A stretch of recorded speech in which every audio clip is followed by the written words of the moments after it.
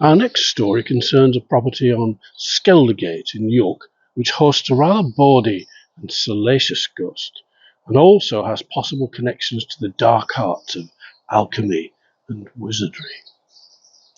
Back in the 1600s, the dividing line between science and sorcery was wafer thin. Now, you might be forgiven for thinking that such activity would be illegal, met by severe punishment, but as ever, it was a question of not what you know, but who you know.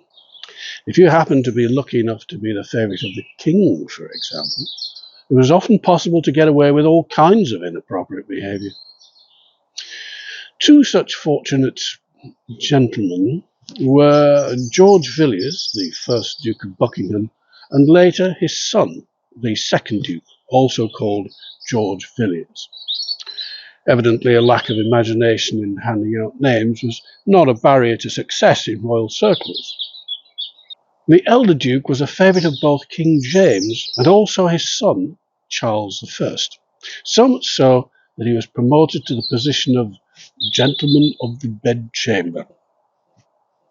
There were many who disapproved of this relationship.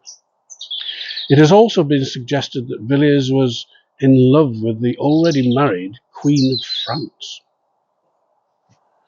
After many years of military failures and allegations of corruption and bribery, and despite the protection of both kings, George Villiers was eventually assassinated, stabbed to death in a Portsmouth tavern.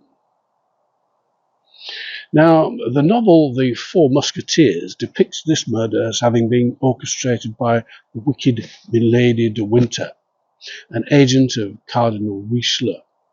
However, the assassination was apparently very popular in England at the time.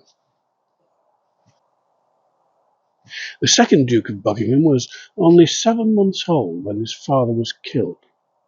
He was brought up in the royal household, and he too became a favourite and eventually a gentleman of the bedchamber, but not before losing favour for a while due to a litany of intrigues and inappropriate escapades, including a courtship of the king's widowed sister.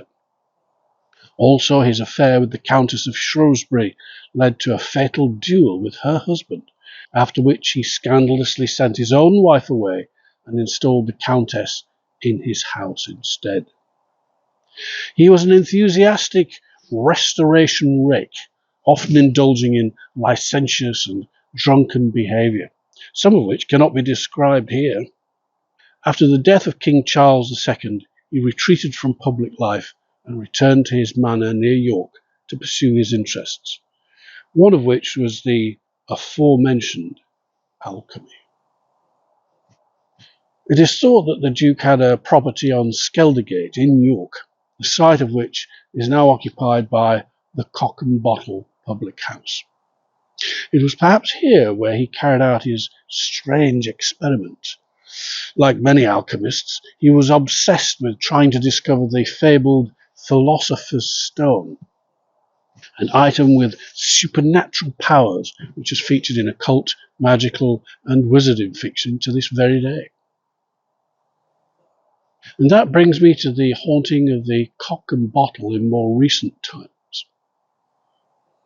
On many occasions, ladies have reported a feeling of being manhandled whilst in the powder room there.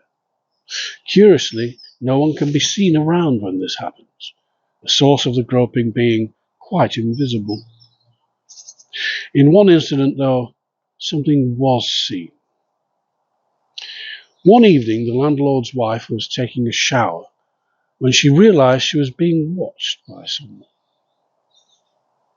She turned and saw a man in 17th century clothing standing there in the bathroom, and she let out a scream. Hearing this, the landlord rushed in, saw the intruder, and managed to chase him away. Before the landlord could catch him, however, the man disappeared completely into a wall. What is assumed to be the same man has been observed several times, sitting down in a chair next to the fire in the pub. Described as having long, dark, wavy hair and wearing a long, elaborate jacket with many buttons. He stays for a few seconds and then vanishes into thin air. So, is this simply the ghost of the Duke of Buckingham? Or is it, perhaps, that his experiments were ultimately successful in some way, and that he is, instead, occasionally visiting his future, our present, for a short while?